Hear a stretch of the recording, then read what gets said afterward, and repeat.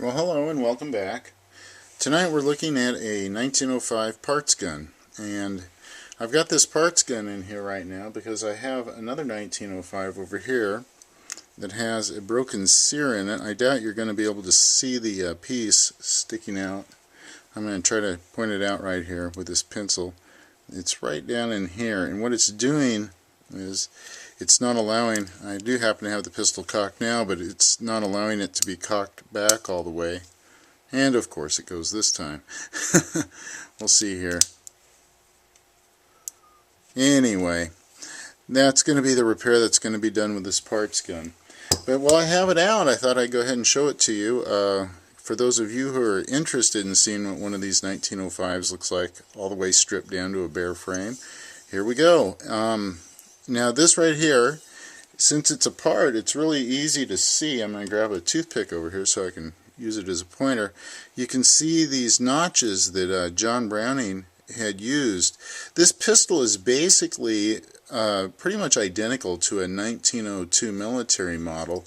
It's just been scaled up in essence, and in order to deal with the recoil from this pistol, or from the larger forces in the .45 caliber round, Mr. Browning decided to use those notches, and as the barrel moves forward in the ready to fire position and then moves back through the course or the travel of the recoil, these grooves bite into the frame right here, or are received into the frame right there, and that's how a lot of the recoil forces are absorbed, is just like that. And there was a lot of complaints about the recoil in these, and I can imagine why that would be. That's quite a way to throw that in there. But anyway, that's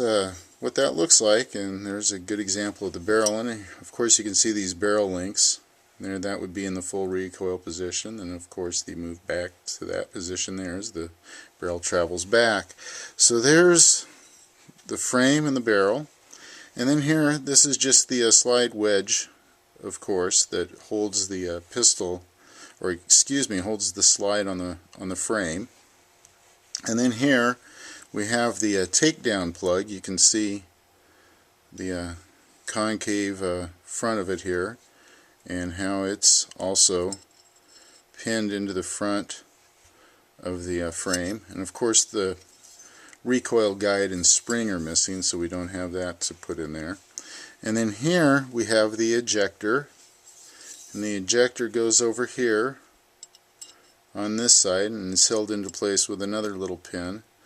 And of course right here we have where the slide stop goes, and the ejector of course has to be removed before that can be put in, but we don't have the slide stop either. Over here we have the hammer, and here we have an example of a round hammer with the hand done serrations on it. And then the hammer is installed into the pistol. Let me make sure I have it faced the right way by dropping it into the frame like that, and then there's a screw that holds it into place. So we'll go ahead and drop that back out and move on. Over here, this piece is the safety, and then here we have the sear itself, and then these two pieces go together like that and are held into the frame by a pin right here.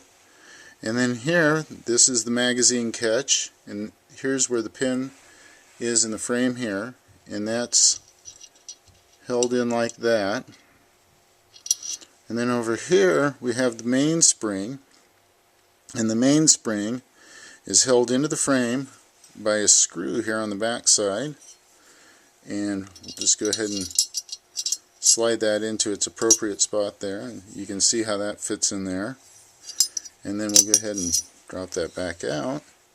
And then here we have the sear spring that's combined with the safety spring, and then there's a little hole in this that's where it receives a part of the trigger.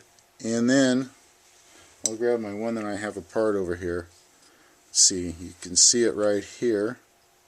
how the spring is into the back of the trigger right here, the trigger assembly.